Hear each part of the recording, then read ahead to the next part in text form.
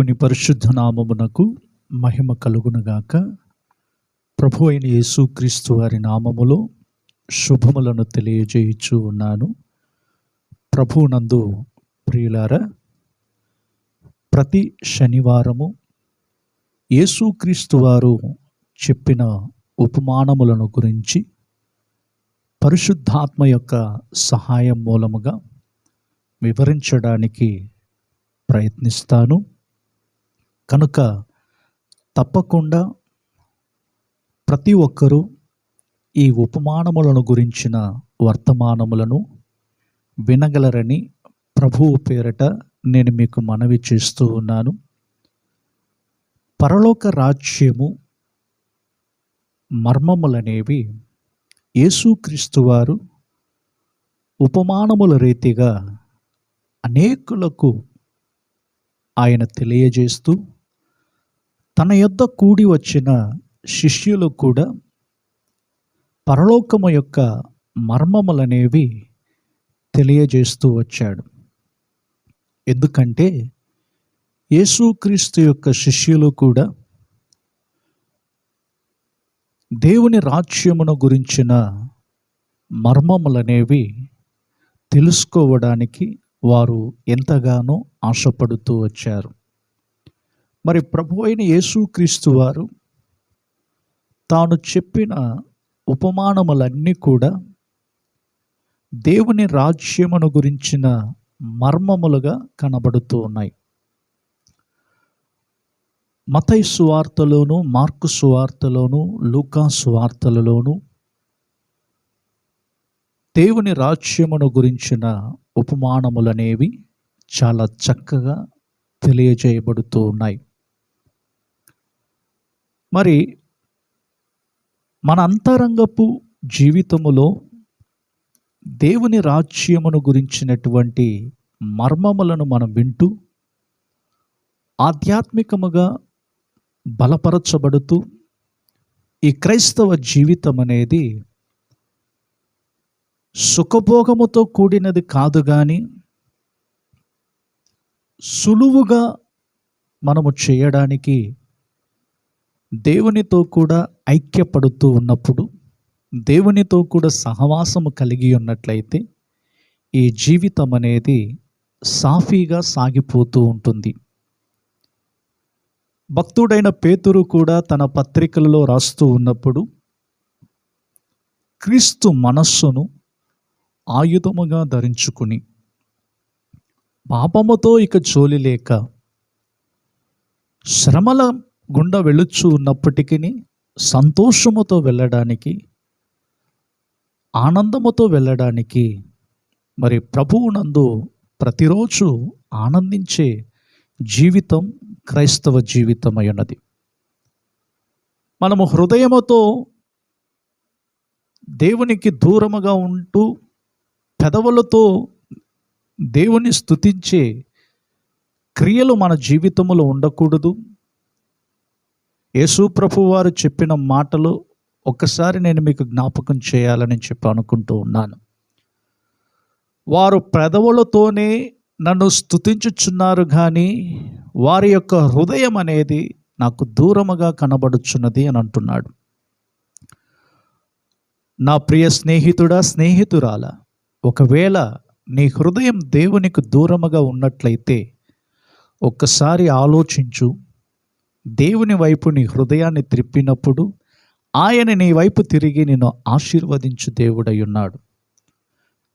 కనుక దేవుని బిడ్డల యొక్క జీవితాలలో దేవుని రాజ్యమును గురించినటువంటి అనేక ఆత్మీయ విషయములను తెలుసుకుంటూ, మరి పరలోక రాజ్యము ఎలాంటిదై ఉన్నది, మరి దేవుని రాజ్యం అనేది ఏ విధముగా ఉంటున్నదో ఈ భూమి మీదనే మనము అనుభవించడానికి దైవ సన్నిధిలో మనం పాలు పొందుతూ ఉన్నాం.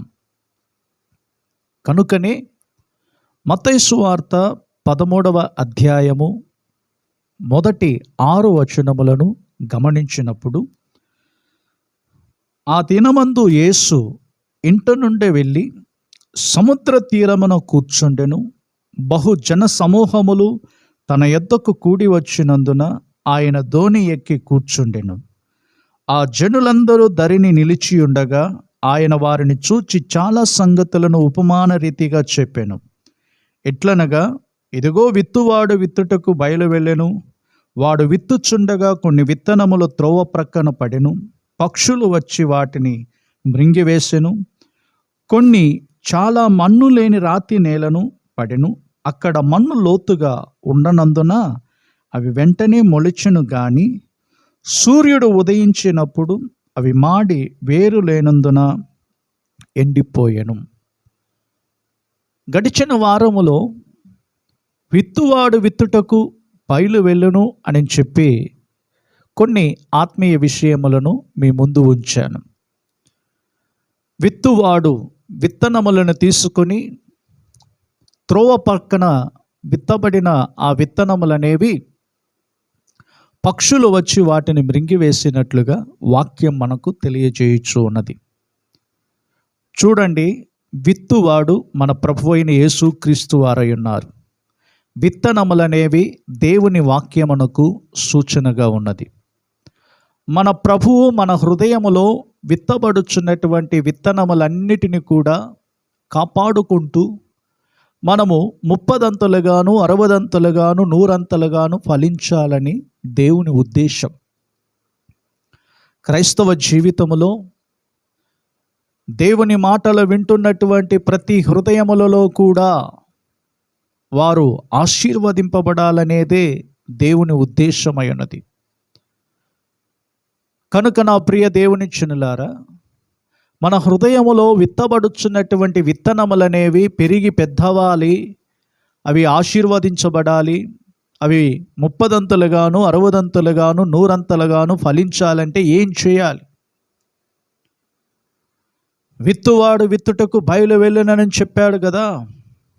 త్రోవ ప్రక్కన ఉన్నటువంటి పొలములో మొదటగా విత్తబడ్డాయి. త్రోవ ప్రక్కన ఉన్నటువంటి పొలము దేనికి సూచన? కంచె లేనటువంటి పొలముగా ఉంటున్నది. కంచె దేనికి సూచనగాని మనము గమనించాం. అదేంటంటే దేవునితో కూడా ఉన్న ఐక్యతను సూచించుచూ ఉన్నది. మరి దేవునితో కూడా ఐక్యత అనేది మనకు కలిగి ఉన్నామా? దేవుడు మన హృదయములో విత్తబడుచున్నటువంటి విత్తనములు దుష్టుడు ఎత్తుకొని పోకుండానట్లు వాటిని మనము కాపాడుకోవడానికి దేవునితో కూడా ఐక్యత అనేది మన జీవితంలో కలిగి ఉండాలి. నా ప్రియ దేవుని జనమా, దావీదు భక్తుని యొక్క జీవితంలో మనం గమనించినట్లయితే దేవుని సన్నిధిలో ప్రార్థించుచూ ఉన్నప్పుడు నేను ఎక్కడికి వెళ్ళాలి అని చెప్పి అడిగినప్పుడు హెబ్రోనుకి వెళ్ళుము అని చెప్పాడు. మరి హెబ్రోనులో దావీదు వెళ్ళి అక్కడ నివాసము చేస్తూ ఉన్నాడు. హెబ్రోను అనగా దేవునితో కూడా ఉన్న ఐక్యతను సూచించుచూ ఉన్నది. దేవుని సన్నిధిలోనికి వస్తున్నాము, వాక్యములను వింటున్నాము. ఆ వాక్యములను వినడానికి మనం ఎంతగానో ప్రయాసపడుతూ ఉంటాము. ఎవరైతే దేవునితో ఐక్యత లేకుండా, దేవునితో కూడా సమాధాన పడకుండా, దేవునితో కూడా సహవాసము లేనటువంటి వారి జీవితాలలో ఎంతగా దేవుని వాక్యములను వింటున్నప్పటికీ ఆ వాక్యములనేవి నిలవలేకుండా దుష్టుడు, ఆ పక్షులు వచ్చి ఏ విధముగా త్రోవ ప్రక్కన ఉన్న విత్తనములన్నిటిని కూడా మృంగివేసేవిగా ఉంటున్నవో, అలాగే ప్రతి క్రైస్తవుని యొక్క జీవితంలో కూడా దేవునితో ఐక్యత, దేవునితో సహవాసము లేకపోతే దేవుని వాక్కులనేవి మన యొద్ద నుండి తీసివేయబడుతూ ఉంటాయి. రెండవదిగా మనము గమనించబోతున్నటువంటి పొలం ఏమిటంటే, కొన్ని చాలా మన్ను లేని రాతి నేలను పడెను. అక్కడ మన్ను లోతుగా ఉండనందున అవి వెంటనే మొలచెను గాని సూర్యుడు ఉదయించినప్పుడు అవి మాడి వేరు లేనందున ఎండిపోయెను అని చెప్పబడుతూ ఉన్నది. ఇక్కడ రాతి నేలను పడిన విత్తనములు. రాతి నేల దేనికి సూచన అని మనం గమనించినట్లయితే, ఏ వ్యక్తి అయితే తన యొక్క స్వనీతి మీద ఆధారపడేవాడుగా ఉంటున్నాడో ఆ వ్యక్తి హృదయము కఠినముగా మారిపోతుంది. చాలామంది రక్షింపబడుతారు, మారు మనసు పొందుతారు, మరి దేవుని మార్గములోనికి వస్తున్నారు. అయితే వారు చేసే తప్పిదాలు ఏంటంటే తమ యొక్క స్వనీతి మీద ఆధారపడి జీవించేవారు. మనము స్వనీతి మీద ఆధారపడి బ్రతుకుతూ ఉన్నట్లయితే మన హృదయం అనేది కఠినముగా మారిపోతున్నది. ఈ స్వనీతి అనేది మురికి గుడ్డ లాంటిది. యెషయా గ్రంథములో మనము గమనించగలము, మన యొక్క నీతి మురికి గుడ్డ లాంటిది అని చెప్పుచూ ఉన్నాడు. కనుక మనము స్వనీతి మీద ఆధారపడుతూ ఉన్నట్లయితే, స్వనీతి కార్యముల మీద మనము నమ్మకం ఉంచినట్లయితే మన హృదయం అనేది కఠినముగా మారిపోయి దేవుని వాక్యం అనేది ఎదగనివ్వకుండా అణిచివేసే క్రియలు, లేకుంటే లోతుకు పోనివ్వకుండా, విత్తనం వేశాము, అది వేరు, అది మొలిచేటప్పుడు దాని యొక్క వేరు ఏమవుతుంది, లోతుకు, ఎంత లోతుకైతే వెళుతుందో అంతగా ఆ విత్తనము ఫలించి అభివృద్ధి చెందేదిగా ఉంటున్నది. రాతి నేల పొలమును ఎలా ఉంటున్నదంటే పైకి కనబడేది మట్టి కనబడుతుంది, కానీ లోపటి భాగములో అది రాళ్లతో నిండి ఉన్నది. కనుక నా ప్రియ దేవుని బిడ్డలారా, మన జీవితాలలో కఠినమైన హృదయాలుగా కాకుండా విరిగి నలిగిన హృదయముతో దేవుని సన్నిధిలో మనము పాలు పొందుచూ ఉన్నప్పుడు మన జీవితములలో సమాధానం అనేది కలుగుతూ ఉన్నది. దేవుని ఆత్మచేత నింపబడుతున్నప్పుడు మనము ఆ పరిశుద్ధాత్మ ద్వారా మన హృదయములలో ప్రేమ అనేది కుమ్మరించబడుతూ ఉన్నది. మరి దేవుని ప్రేమ మన హృదయములో ఉన్నంత వరకు దేవుని వాక్కులు మన హృదయములో విత్తబడి అది మొలిచి పెద్దది అభివృద్ధి చెందేదిగా ఉంటున్నది. ఈ రోజుల్లో దేవుని పిల్లలమైనటువంటి మనలో ఎంతమంది రాతి నేలగా కనబడుతూ ఉన్నామా? దేవుని వాక్యం ఇలాగ సెలవిస్తూ ఉన్నది, దేవుని ఆత్మచేత నింపబడేటువంటి వారి జీవితాలలో రాతి గుండెని తీసి మాంసపు గుండెను వారికి ఇస్తానని చెప్పాడు.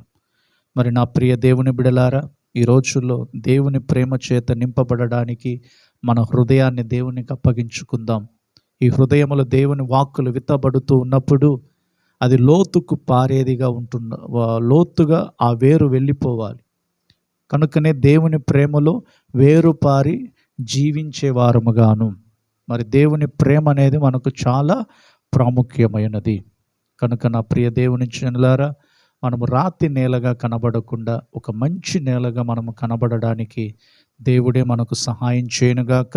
మిగతా ఉన్న ముండ్ల పొదలో విత్తబడిన విత్తనములు, మంచి నేల విత్తబడిన విత్తనములను గురించి రాబోయే దినాల్లో పరిశుద్ధాత్మ దేవుని యొక్క సహాయం మూలముగా వాటిని వివరించడానికి దేవుడు సహాయం చేయనుగాక. ప్రేమ కలిగిన మా తండ్రి, మీకు స్తోత్రాలు చెల్లిస్తూ ఉన్నాము. ఆశీర్వదించబడిన ఈ సమయములో మరొకసారి కూడా ప్రభువా, ఈ ఉపమానములలో రాతి నేల విత్తబడిన విత్తనములను గురించి మీరు మాకు బోధించారు. మేము రాతి నేలగా కాకుండా ఒక మంచి నేలగా, ఫలించే నేలగా మేము మారునట్లు సహాయం చేయండి. ప్రతి బిడ్డను మీరు దీవించండి. వర్తమానములను వింటున్న ప్రతి ఒక్కరి కుటుంబాలలో సమాధానమును కలుగు చేయమని యేసు నామములో ప్రార్థిస్తున్నాము తండ్రి, ఆమేన్. కనుక నా ప్రియ దేవుని జనమా, ఆత్మీయ వర్తమానములను వినండి, ఆత్మీయ జీవితములో బలం పొందండి, ప్రభు రాకడకు సిద్ధపడండి. ప్రభు మిమ్మలను, మీ కుటుంబాలను